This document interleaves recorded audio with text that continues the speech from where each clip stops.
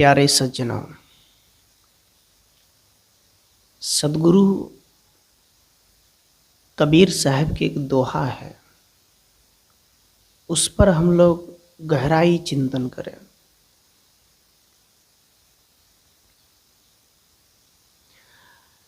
सदगुरु कबीर साहब के पास एक आदमी जाकर प्रश्न करते हैं,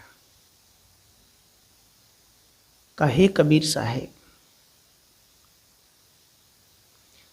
मनुष्य को सच्चा ज्ञान प्राप्त करने के लिए कहाँ जाना चाहिए?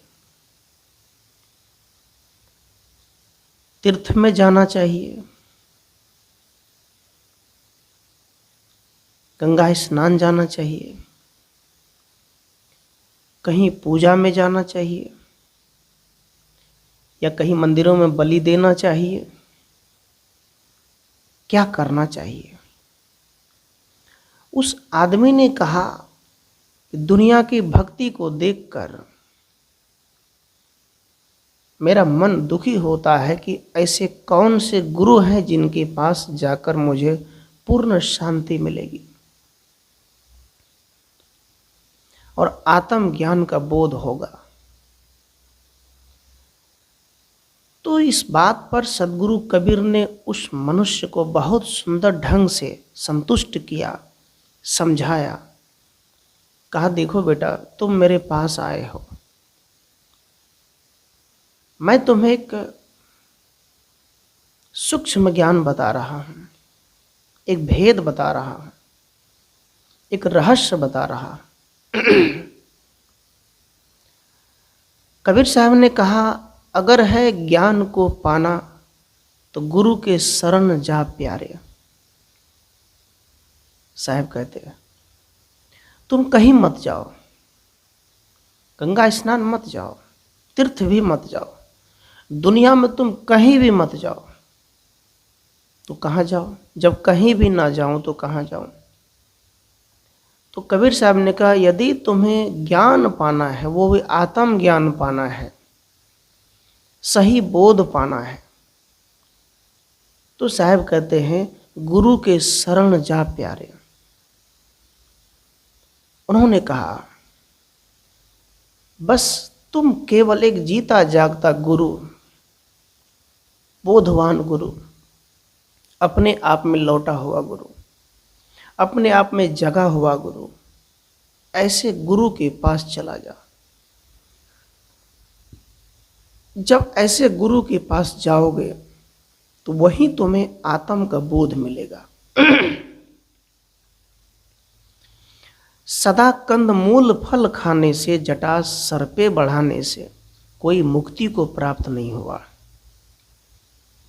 3 दिन का अन्न त्याग करने से मुक्ति नहीं मिलेगी, नमक त्याग करने से मुक्ति नहीं मिलेगी, फल फूल खाने से भी ज्ञान नहीं मिलेगा, हुक्का चिलम पकड़ने से बोध नहीं मिलेगा, बोल बम के नारे लगाने से ज्ञान नहीं मिलेगा।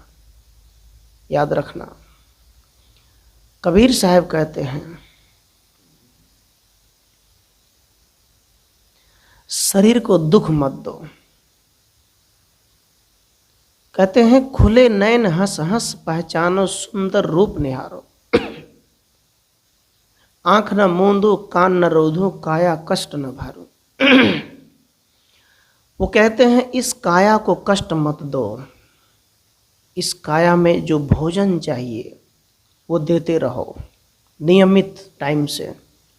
ये घोड़ा है, ये घोड़ा तभी स्पीड की सवारी चलेगी जब तुम इसमें अन्न जल बराबर मात्रा में देते रहोगे। ये साहब कहते, काया को कष्ट देकर, इसे भूखे रखकर, इसको उपास रख करके हमें शांति की दशा नहीं प्राप्त हो सकता। उपासना अर्थात ऊपर उठना। साहब कहते हैं, जब हम उपासना करते हैं, इसका मतलब है आसन कहीं बैठाते तो वहां आसन पे बैठते हैं और वहां ध्यान लगाते हैं। कबीर साहब कहते हैं, एक ऐसा आसन दो, एक ऐसा लेवल, ऐसा स्तर बनाओ वहाँ बैठकर अपने मन को काबू किया जा सके। उपासना मतलब ऊंची सोच, अच्छी समझदारी, ऊपर उठना, साधना में धीरे धीरे ऊपर जाना। जैसे कोई जन्मदिन मनाता है बच्चे के, कितने लोग जन्मदिनों में मुर्गे काटते हैं, शराब दारू पिलाते हैं, बच्चे के हाथ में रेफलर बंदूक देकर फोड़वाते हैं, पटाखे फोड़ते हैं। क्यों? क्योंकि बच्चे को सही ज्ञान मिलेगा, इसलिए ऐसा करते हैं। लेकिन याद रखना, कबीर साहब कहते हैं जन्मदिन मनाने का मतलब है हर क्षण, हर श्वास, हर जन्म में कुछ न कुछ नया सीखो, नया उपलब्धि, नया ज्ञान प्राप्त करो। इसलिए जन्मदिन, हर एक जन्म अर्थात एक सेकंड, आप मतलब बड़े हो गए, अगले साल का जन्म मना लिए तो और समझदारी बढ़ाओ। बूढ़े हो गए, साहब कहते आम जब पकता है धीरे धीरे तो वो मीठा होता है। इसी प्रकार जब अवस्था बढ़ने लग जाए, शरीर बढ़ने लग जाए, बूढ़ा होने लग जाए तो धीरे धीरे उसमें आम का रस भरना चाहिए, अर्थात मधुर भाषी, प्रिय, साधना में गहराई। ये साहब कहते हैं सज्जनों। तो कबीर साहब कहते हैं यदि ज्ञान प्राप्त करना है तो एक अच्छा गुरु के पास जा। बिना गुरु किए भव निधि न तरई। साहब कहते हैं गुरु के बिना तुम तर नहीं पाओगे, पार नहीं पाओगे। यदि तुम नाव में सवार हो, यदि उसमें नौका नहीं है तो तुम पार कैसे पाओगे? गुरु एक नौका है, ज्ञान एक नौका है। उसे पकड़कर उसकी सूत्र, उसके ज्ञान, उसके नियम, उसकी कायदा, उनकी वचन, कब उठना है, कब ध्यान करना है, कब सत्संग करना है, कब हमें काम पर जाना है, कब हमें पैसे का मैनेजमेंट करना है, कब बिजनेस करना है, कब बच्चों को हमें जगाना है, ये सूत्र है। साहब कहते हैं इस सूत्र में बंधने के बाद मनुष्य को पूर्णतः जो ज्ञान चाहिए वो मिलता है। अध्यात्म में जाने का मतलब ये नहीं कि तुम गुरु बाबा के पास बैठे रहो बेड़ा पार हो जाएगा। सत्संग में जुड़ने का मतलब है कि तुम एक ऐसा ऐसा काम करो ताकि आपके घर में कोई भिखारी आ जाए, कोई साधु आ जाए, कोई फकीर आ जाए, कोई दुखी आ जाए तो उसका भी सेवा हो सके, खूब पैसे कमाओ। ये ज्ञान प्राप्त है, लेकिन ये अध्यात्म से जुड़कर प्राप्त करो। कबीर साहब कहते हैं आजकल लोग दिखावा की भक्ति ज़्यादा करते हैं। एक अगरबत्ती है जो वो फैक्ट्री में बनी है, उसमें एक सुगंध है, चंदन का, लकड़ी की सुगंध है। थोड़ा विचार करो, उसमें सुगंध है और वो सुगंध की धुआं यदि हम किसी गुरु को दिखाते रह जाएं, सुंघाते रह जाएं, किसी भगवान को सुंघाते रह जाएं, तो मुझे लगता है कि गुरुजी भाग जाएंगे, क्योंकि धुआं सहन नहीं होगी। आदमी की पूजा पद्धति गुरु के शरण नहीं जाने के कारण भगवान के सामने एक अच्छी सुगंध दिया जाता है, सेंट मंदिरों में, और अपने आत्म स्वरूप भगवान जिससे हम बोलते हैं, जिससे हम मम्मी पापा दादा गुरु बोलते हैं, जो आवाज़ निकल रही ये परमात्मा की आवाज़ है। जहाँ मन मंदिर है उस मन मंदिर के अंदर हम बुरे धुआं देते हैं, सिगरेट की धुआं, गांजा की धुआं। तो कबीर साहब कहते हैं कि ये ज्ञान तुम्हें बाहरी गुरु से कैसे प्राप्त होगा, वहाँ तो भटकाव है। गुरु के शरण में आओ, यहाँ बोध होगा, बोध मिलेगा। बिना गुरु का कल्याण नहीं होता, बिना गुरु का किसी को ज्ञान नहीं होता। गुरु मिल जाए तो कहते जीवन सरल हो जाता है। बताने वाला मार्गदर्शन समाज के नेतृत्व करना है तो कैसे करना है। गाय भैंस को हाँकना है तो पीछे से हाँकना पड़ता है। यदि समाज को हाँकना है तो हाँक नहीं सकते, वो गुस्सा जाएगा। आपका बेटा है, आपकी बेटी है, आपकी बहुएं हैं, यदि आप कहे पहले से तुम ये करो तो नहीं कर सकती हो। अपने बेटे से कहो कि बेटा तुम पहले ही ये करो, पैर छू लो, किसी का नहीं छू सकता, क्योंकि वो जानता नहीं है। याद रखना। समाज का नेतृत्व का मतलब होता है, हम जब पति पत्नी मिलकर जब घर में आगे आगे शुभ कर्म करने लग जाते हैं तो बच्चे भी करने लग जाते हैं। घर के माता पिता जब अच्छे कर्म करते हैं तो बच्चे भी अच्छे कर्म करते हैं। कोई माताएं महिलाएं गर्भवती अवस्था में टिकटॉक चलाती है, मोबाइल का उपयोग करती है, तो बच्चे भी वही करते हैं। जन्म लेने के बाद यदि कोई पूजा पाठ करते हैं, भक्ति करते हैं, सत्संग करते हैं, तो उनका प्रभाव उस बच्चे पर पड़ता है, तो वो वैसा करता है। इसलिए घर अपने आप में विद्यालय है। पति पत्नी एक ऐसा माहौल बनाओ कि भोजन से पहले थोड़ा पाठ कर लो, थोड़ा सुमरन कर लो, गुरु मंत्र का जाप कर लो, उसके बाद भोजन करो। उसके साथ साथ बच्चों को भी करवाओ, उनको भी कहो बेटा चलो ये कबीर साहब है, बैठो थोड़ा बंदगी करो। उसको सिखाओ, वो जानेगा, बूझेगा, समझेगा, वो जरूर करेगा। तो कबीर साहब ने उस व्यक्ति को ऐसा ज्ञान दिया कि कहा गुरु के शरण जाओ, सहज हो जाओ। कबीर साहब की सहज साधना है। अब सहज साधना के मतलब क्या होता है? कबीर साहब कहते हैं सहज ध्यान रहूं, सहज ध्यान रहूं, गुरु के वचन समाई हो। वो कहते हैं सहज में रहो, खाओ पियो कमाओ, मेहनत करो, पैसे खूब जमा करो, एक से एक सुंदर सुंदर कपड़े पहनो, छीटेदार कपड़े, चमकेदार कपड़े, जो आपको इच्छा है पहनो। जीवन की सब शौक पूरा कर लो।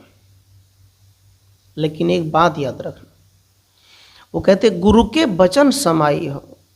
सब कुछ करो लेकिन गुरु के वचन में समाहित रहो, वो सब अच्छा होगा। सहज में कहा, भूख लगी तो भोजन दे दो। ये 4 दिन 5 दिन का ये छठ मनाती माता लोग पानी में लुढ़क जाते हैं, ये नाटक नहीं करेगा, वो मत करो। सूर्य उपासना, सूरज को जल पहुंचेगा नहीं, लेकिन याद रखना सूरज में गर्मी है, ताप है, सूरज न निकले तो पूरी दुनिया नष्ट हो जाएगी। ऐसा होता है, ठंड से मर जाएंगे आदमी, आराम कब करेगा? उनका नियम है, वो चल रहा है, तुम भी चलो, वो अपना काम कर रहा है। सज्जनों, अपने अंदर में ज्ञान की आग लगाओ। जब मनुष्य के अंदर ज्ञान की आग लगती है तो उसके सामने सभी मोह माया के कूड़ा कबाड़ जलकर नाश हो जाता है। इसलिए हमें ज्ञान की आग लगाना बहुत ही आवश्यक है। आग तो शराब की लगा है, मन करता है पी ले, क्रोध का लगा है, चुगली का लगा है, अपने आंगन से दूसरे के आंगन जाके बैठेंगे, अपने बहू की निंदा करेंगे दूसरे के पास, ताने मारेंगे, ये आग लगी है। इस आग को शांत करो। इस शरीर चुनरी पर दाग जमा, इसको साफ करो रगड़ रगड़ के। साबुन लगाते हो साफ होता है, ज्ञान का साबुन लगा लो, मन साफ होगा। तो कबीर साहब की जो साधना है वो इसमें कोई भटकाव नहीं, कोई आडंबर नहीं, सरल भाषा में कहा गुरु बना लो। गुरु के पास बैठे मत रहो। गुरु यदि कहे आपको मुझे भेजते रहो ये वो तो मत दो। लेकिन एक बात है, गुरु की जो उपयोगी है वो दो। गुरु को समर्पित करो तन और मन। कैसे? एक बार एक चेला गुरु बनाया, तो गुरु ने कहा, चेला मुझे क्या क्या दोगे, दक्षिणा में दो। चेला ने कहा, गुरु जी तन मन धन सब अर्पण किन्हा। कहा, आज से ये तन और मन धन सब आपके हैं, ये किसी का नहीं है। इसका मतलब तन आपने गुरु बनाया, कंठी माला लिया। तन का मतलब, तन का मतलब होता है उस शरीर से जो बुरे कर्म हो रहा था, चोरी करना, व्यभिचार करना, दूसरे को सताना, मारना, काटना। कबीर साहब कहते हैं अब ये कर्म छोड़ दो, ये सब त्याग करके गुरु के जैसा जीवन जियो। इसको कहते हैं तन को समर्पित करना। अब तन से सेवा करेंगे, इस हाथ से काम करेंगे, मेहनत करेंगे और गुरु के चरण में लिपट रहेंगे। मन से जो बुरे विचार सोचते थे, गंदे गंदे विचार आते थे, कपट करना, घमंड करना, इसको त्याग कर सरल और निर्मल भाव से गुरु की भक्ति करो, गुरु जैसा रहो और कड़ी मेहनत करो।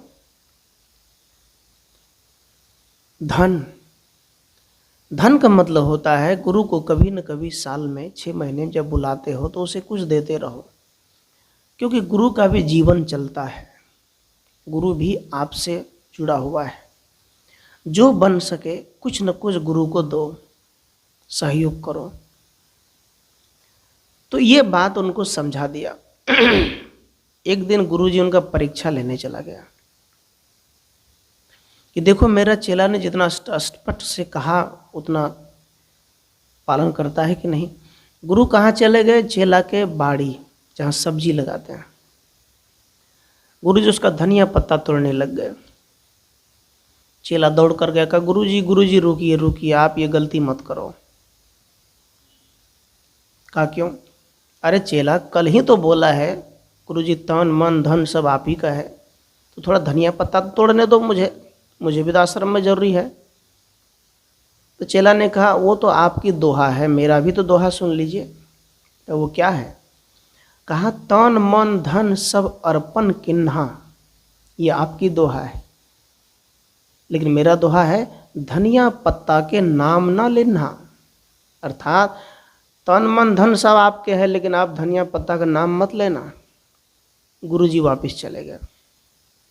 खैर ये कहानी है सज्जनों, सब पर दया करो, गुरु पर भी दया करो। गुरु आप पर दया करते हैं। अपनी माता पिता पर दया करो, पत्नी पर दया करो। आपकी पत्नी आपसे दुखी है, रो रही है, क्या परेशानी है, आप पत्नी को जाकर प्यार से बैठाओ, उसे समझाओ, खिलाओ अपने हाथों से, क्योंकि आप दो जुड़े हुए हैं, प्रेम है आपको। आपकी पत्नी आपकी है, आप उनके दिल में है, उनके दिल के कोने में आपका नाम है। प्रेम करो, पिता से प्रेम करो, माँ से प्रेम करो। सदगुरु कहते प्रेम न बाड़ी उपजे, प्रेम न हाट बिकाए, राजा प्रजा जहीं रुचे सिर दिए ले जाए। कहते प्रेम कहीं बाड़ी में नहीं उपजता, कहीं उखाड़ कर ले आओ, बाजार से ले आओ,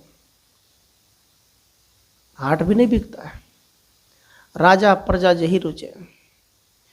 भगवान गौतम बुद्ध के जमाने में एक राजा हुआ करते, बड़ी खूंखार डाकू था, उसका नाम था अजातशत्रु,